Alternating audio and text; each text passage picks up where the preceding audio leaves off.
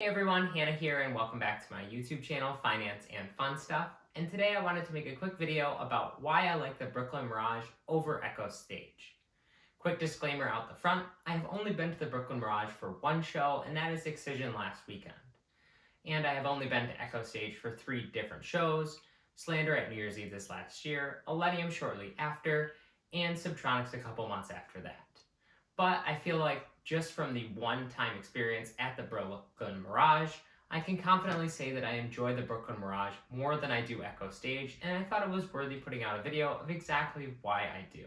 So without further ado, let's get right into it. First up, we have the food court. Now, obviously, any venue that has food is going to rocket itself high up on the list of some of my favorite venues. No matter how well you prepare for a show, you may not be able to have enough calories to be able to get through the show, especially if it is a long one. Or we have all been there where we have been rushing around before a show and forget to eat, and then show up there and a couple hours in and realize, oh my god, I am so weak, I'm going to pass out if I don't eat anything.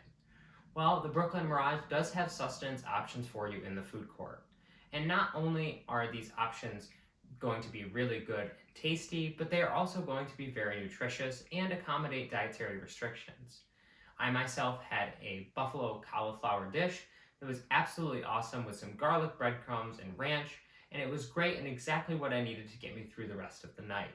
But they had other options at that particular vendor that were sandwiches, cheesesteaks, that sort of thing, and those were all done whether you wanted to do them vegetarian, vegan, or gluten-free, and it was nice to see so many different dietary restrictions accommodated at just that one vendor. And there was another vendor that was selling more kind of like a pizza type deal, and so it was nice to see that there were a couple different options for food. And while the food can be a little bit pricey, it was $15 for my buffalo cauliflower dish. I don't feel like it's unreasonable given the fact that you are in New York City in a concert, and the fact that you can get away with getting a sandwich for around $20 to $25 that is going to fuel you up for the rest of the show. I think that is well worth it. Next up, we have the location of the smoking section. Now, I myself am not a smoker or vapor anymore, but I do enjoy being able to go out into the smoking section and be able to get a breath of fresh air and be away from the entire crowd. It's nice to be able to take a second and get away, and if you're somebody who can feel a little claustrophobic at these events, it is nice to be able to have those smoking sections to be able to go out and take a breather when you need to. It may not be in between every set, but once or twice a night, it might feel really good to be able to get outside and get away from the chaos for a second. And it's nice to be able to have a place that is kind of tucked away from the music, especially if your ears are hurting from the loud noises.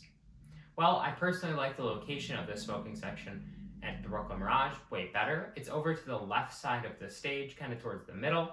And at EchoStage, the smoking section is towards the back, kind of behind the stage in the front to the right-hand side. This can be a little bit difficult to get over to if you want to take a break, especially if you are on the opposite side, whereas I feel like at the Mirage, you do have a little bit more availability to kind of move around, and I think it would be a little bit easier to get to the smoking section at the Mirage. Reason number 3 is that the upstairs is available to everyone. Now, obviously, these venues run off of being able to sell these tables and be able to sell this upscale experience that is close to the being able to see the action. But it is nice that you are able to go upstairs at the Brooklyn Mirage. At EchoStage, you can't go upstairs, and inevitably when a sold out show happens, there's going to be very little space out on the floor. At EchoStage, it feels like it is oversold completely because there is nowhere else for everybody to go. And when I got to Subtronics a little bit later in the night, around Dirt Monkey's set, I was a little bit disappointed because the entire floor was already full up and there were people still pouring in.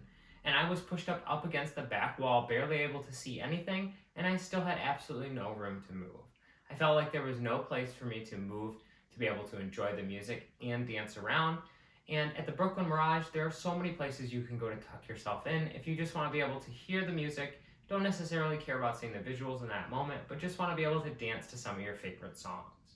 Personally, I think it's great that you can go up at top at the Brooklyn Mirage, and there are even VIP and those table areas that you can go to otherwise, but it's nice to be able to have a general admission area that's kind of up top so you can view the entire visuals of the stage because the production at the Mirage is just great.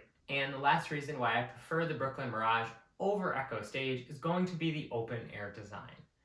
I myself personally enjoy open air venues over enclosed ones, especially if it is going to be a larger type setting.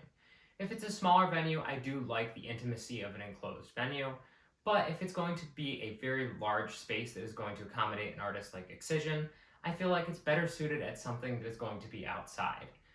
Even though I did feel very claustrophobic down in the pit during Excision, it wasn't as bad as some of the other artists that I have seen at EchoStage. When I tried getting as close for Subtronics at EchoStage as I did for Excision at the Mirage, it felt way worse because it was such an enclosed space. There was no open air to allow people to breathe a little bit. And it's especially nice once you get up to the top. You are able to see the entire Brooklyn skyline, and you can take a minute and just kind of absorb the area that you are in. And it's nice to be able to have some breathability while you are up at the top. So those are the reasons why I personally enjoy the Brooklyn Mirage over EchoStage, and why I would choose to go to the Mirage over EchoStage for a particular tour of an artist. I would love to hear down in the comment section below which of those two venues you prefer over the other one if you have been to both of them. And I would love it if you would hit the like button as well as the subscribe and notification bell. That way you can be alerted every single time I upload a video, and those likes really do help spread my videos out there. Thank you so much for sticking around until the end of this video. I am really excited about all of the things I am bringing to this channel over the coming months, and I can't wait to share them with all of you. Thank you all so much for watching, and take care.